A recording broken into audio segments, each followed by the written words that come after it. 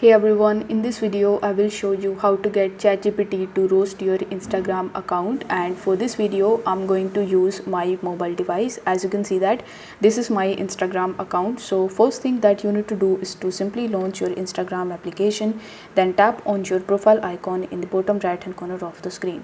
Now from here you just have to simply take a screenshot of your Instagram profile, and after that you just have to simply come back, and here you just have to simply download and install ChatGPT in your mobile device.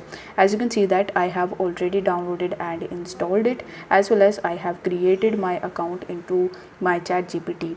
So as you can see that this is my ChatGPT account. So here we just have to simply launch the screenshot that we took of our Instagram profile.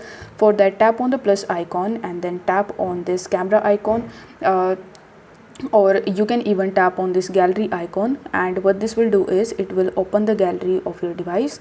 After that you just have to simply select the screenshot that we took, and here you just have to simply type this message that would say, can you please roast my Instagram account.